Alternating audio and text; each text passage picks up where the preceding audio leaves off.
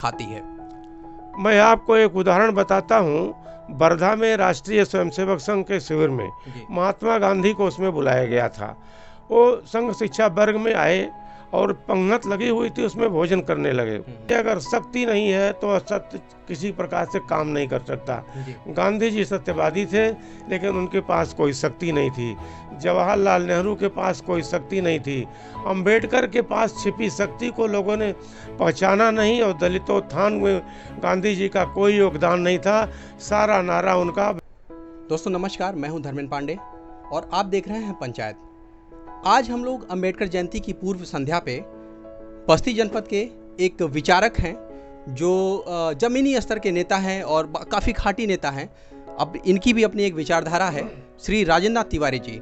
आज हम लोग समझेंगे आपसे कि अंबेडकर की जीवन की जो गतिविधियां थीं आज के समय में वो कितनी प्रासंगिक हैं, और ढेर सारी चर्चाएं इस एपिसोड में हम लोग करेंगे। तो आइए हम स्वागत करते हैं सर का। सर बहुत बहुत स्वागत हमारे चैनल पे आपका। धन्यवाद।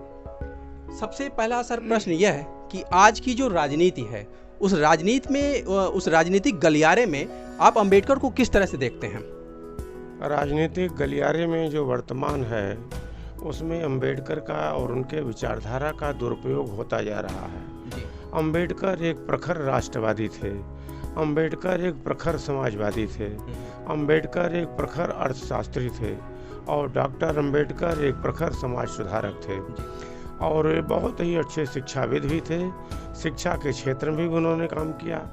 दुर्भाग्य है कि अंबेडकर को जाति विशेष से जोड़कर और उनको एक वोट की राजनीति से जोड़ा गया।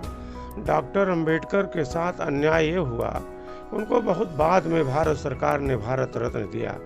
गांधी के पहले अगर मेरा व्यक्तिगत सुझाव कोई माने तो राष्ट्रपिता बनने का हक और अधिकार डॉक्टर अंबेडकर को है।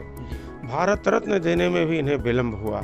जिस तरह से एक दलितों के बीच में बैठकर एकदम गांव का गरीब निकलकर सड़क पर आया और यहाँ से लेकर के विदेश तक जाकर के जिसने कानून की और डीलिट की शिक्षा प्राप्त किया, LLD प्राप्त किया, और दुनिया के सबसे बड़े कानूनविदों में से एक जिस अंबेडकर का नाम है, उस अंबेडकर का मूल्यांकन तत्कालीन सरकारों ने शून्य के बराबर किया। उसके बाद जो विचारधारा पनपी उसने उस डॉक्टर अंबेडकर को वोट के लिए भुनाया, लेकिन वस्तुतः राष्ट्रवाद को उनके पहचानने में बहुत विलंब हो गई।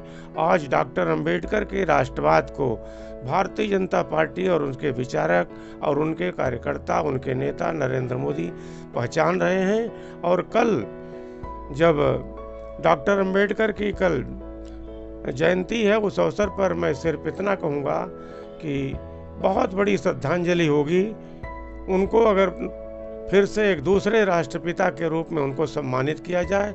और हम जिस अंबेडकर ने दो राष्ट्र के सिद्धांतों को भारत बंटवारे के समय यदि अंबेडकर की बात को गांधी जी माने होते तो आज भारत और पाकिस्तान की दुखद स्थिति नहीं होती। धर्म के आधार पर बंटवारा हुआ। गांधी जी ने जवाहरलाल नेहरू को विश्वास में लेकर के उनके पक्ष में काम किया, और उन्होंने धर्मनिरपेक्षता की गलत व्याख्या की।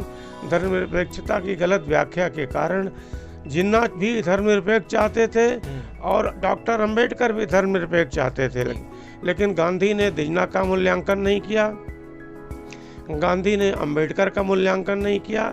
तत्कालीन कांग्रेस की सरकार के मुखिया पंडित जवाहरलाल नेहरू के लिए गांधी जी ने अपना सर्वस्व चरित्र बलिदान कर दिया। और सबसे बड़ी बात, सुभाष चंद्र बोस को, भगत सिंह को, राजगुरु सुखदेव को गांधी जी ने पथभ्रष्ट देशभक्त कहा, जो आज समीचीन कतई नहीं है। गांधी जी ने संदेह अंबेडकर की तुलना में भारत में कोई भी अनपैरेलल व्यक्ति है। गांधी जी बहुत पीछे हैं डॉक्टर अंबेडकर के, और आज उनको राष्ट्रपिता के उपाधि की मैं मांग करता हूं। गांधी जी को मैं नहीं कहता कि उनका योगदान नहीं है, लेकिन किसी भी सत्य के पीछे अगर शक्ति नहीं है तो असत्य किसी प्रकार से काम नहीं कर सकता। गांधी जी सत्यवादी थे, लेकिन उनके पास कोई शक्ति नहीं थी। जवाहरलाल नेहरू के पास कोई शक्ति नहीं थी। अंबेडकर के पास छिपी शक्ति को लोगों ने पहचाना नहीं, और दलितोत्थान में गांधी जी का कोई योगदान नहीं था। सारा नारा उनका वैष्णव जन तोतों ने कहिए विश्व पीर पराई जाने रे, एक केवल थोथी कल्पना थी। गांधी जी के जीवन का मूल उद्देश्य केवल पंडित जवाहरलाल और केवल जवाहरलाल नेहरू को स्थापित करना था। अगर दो राष्ट्र के सिद्धांत को मान लिया गया होता तो आज भारत की दुर्दशा नहीं होती, अखंड भारत कायम रहता। गुरुजी, हम इस कड़ी में ये भी जोड़ना चाहेंगे कि अगर हम बात करते हैं आज के समय में महिला सशक्तिकरण की, तो महिला सशक्तिकरण की कल्पना बिना शिक्षा के संभव नहीं है। तो डॉक्टर अंबेडकर ने महिलाओं की शिक्षा के लिए क्या योगदान दिया? डॉक्टर अंबेडकर की इच्छा थी कि जब सर्व समाज को बिना साथ में लिए हम कोई भी काम नहीं कर सकते, और आधी आबादी की उपेक्षा से समाज का कल्याण नहीं हो सकता। वो चाहते थे महिलाओं को साथ में लेकर के और सर्वधर्म समभाव की स्थापना लेकर के स्त्री और पुरुष ये दोनों एक सिक्के के दो पहलू हैं। अछूतोद्धार, अस्पृश्यता और महिला सशक्तिकरण, ये डॉक्टर अंबेडकर के प्रथम और बहुविकल्पी और बहुत ही महत्वाकांक्षी चीज़ थी। लेकिन डॉक्टर अंबेडकर के सपनों को गलत व्याख्या कांग्रेस ने करके उनके सपनों को धूल धूसरित कर दिया और अंबेडकर को एक जाति विशेष से जोड़ करके उनके राष्ट्रवादी स्वरूप को समाप्त कर दिया। वर्तमान में अभी आपने चर्चा किया छुआछूत की, तो आप इस समय के समाज को कैसे देखते हैं कि आज का जो समाज है, क्या छुआछूत को जो है वो बुरा मानता है या फिर अभी भी वो विसंगतियाँ समाज में स्थापित हैं? देखिए, डॉक्टर भीमराव रामोजी अंबेडकर उनका पूरा नाम था, और एक हिंदू धर्माचार्य ने, गुरु ने उनको, मराठी गुरु ने उनको अपना नाम दिया था अंबाडेकर का। मैं ये मानता हूँ अस्पृश्यता सबसे बड़ा पाप है। अगर दुनिया में छुआछूत पाप नहीं है तो दुनिया में कुछ भी पाप नहीं है। अस्पृश्यता से बड़ा कोई पाप नहीं है। अब मेरा यह मानना है, और हमारे द्वितीय सरसंघचालक बाला साहब देवरस ने भी इसके लिए बहुत बड़ा आंदोलन चलाया था, और सहभोज के कार्यक्रम से जो राष्ट्रीय स्वयंसेवक संघ और डॉक्टर अंबेडकर की दोनों की संयुक्त नीति थी, एक ही विचारधारा थी कि अस्पृश्यता को मिटाने का सबसे अच्छा तरीका है संगच्छध्वम संगबद्धं संगवई मनांसि जानताम। सब लोग साथ साथ बैठ करके भोजन करें, सह भुनक्तु सह वीर्यम करवावहि की भावना से काम करें, तब सारा समाज एक आएगा।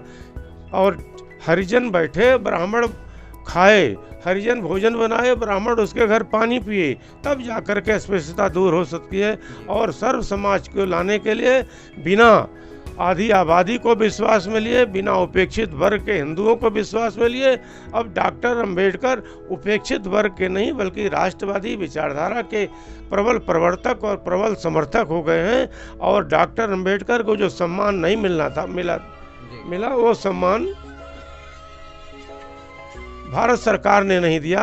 आने वाली सरकार और कल संभवतः भारत के प्रधानमंत्री नरेंद्र मोदी उनको विशेष सम्मान से नवाजेंगे, जो बहुत बड़ी मील का पत्थर होगा। और डॉक्टर अंबेडकर के विचारों को मूल धारा में ला करके हम जोड़ करके सर्व समाज को साथ लेकर के महिला सशक्तिकरण के लिए सबको सामूहिक सहभोज से करते हुए और शिक्षा को क्षेत्र में और हर प्रकार के क्षेत्र में, सुरक्षा के क्षेत्र में लाते हुए और पूरे उनको मुख्य धारा से लाने का काम हम करेंगे। तब हमारा जो दलित समाज है, उपेक्षित समाज है, वो हमारे ऊपर विश्वास करेगा। और सब वयम पंचाधिकम, हम 100 और 5, 105 मिलकर के जब हिंदू समाज खड़ा होगा तब इस देश की तरुणाई जागेगी। और डॉक्टर अंबेडकर को असली और सच्ची श्रद्धांजलि तब होगी जब ब्राह्मण, क्षत्रिय, वैश्य और शूद्र एक स्वर से होकर के डॉक्टर अंबेडकर का अपने पूजा स्थलों पर स्थान करेंगे और डॉक्टर अंबेडकर की जय जयकार करेंगे। जी गुरुजी, आखिरी में चलते चलते एक आखिरी प्रश्न मेरा ये होगा कि आप संघ के पुराने विचारक रहे हैं, संघ की जो विचारधारा है वो अंबेडकर की विचारधारा से कितनी मेल खाती है? मैं आपको एक उदाहरण बताता हूँ। वर्धा में राष्ट्रीय स्वयंसेवक संघ के शिविर में महात्मा गांधी को उसमें बुलाया गया था। वो संघ शिक्षा वर्ग में आए और पंगत लगी हुई थी, उसमें भोजन करने लगे। गांधी जी को ये लगा कि ये सब ब्राह्मण हैं, मराठी ब्राह्मण हैं, और कैसे इनके यहाँ सभी जातियों के लोग कहते हैं। उन्होंने डॉक्टर हेडगेवार के ऊपर विश्वास नहीं किया। उन्होंने कहा कि बगल में बैठा हुआ किस जाति का है। तो उसने कहा मैं पूना से आया हूँ, मैं हरिजन हूँ। गांधी जी के बगल में दूसरा बैठा हुआ था, उसने कहा किस जाति का? बोला मैं ब्राह्मण हूँ, मैं फला जगह से आया हूँ। तब गांधी ने कहा कि संघ ही असली अस्पृश्यता समाप्त करने का काम कर रहा है। डॉक्टर अंबेडकर का वास्तविक और वैचारिक उत्तराधिकारी अगर कोई है तो राष्ट्रीय स्वयंसेवक संघ है, जो उनके विचारधारा को लेकर के चल रहा है। जी, तो दोस्तों आपने देखा हमारे साथ राजेंद्र नाथ तिवारी जी हैं और संघ के विचारक हैं। डॉक्टर अंबेडकर की जो जयंती है उसकी पूर्व संध्या पे हम लोगों ने एक चर्चा की है और गुरुजी के पास समय का थोड़ा सा अभाव है, इस वजह से इस एपिसोड को हम लोग यहीं पे वाइंड अप करेंगे। और गुरुजी, हमारे दर्शकों को आपने इतना ढेर सारा समय दिया, इसके लिए धन्यवाद। बहुत बहुत आभार।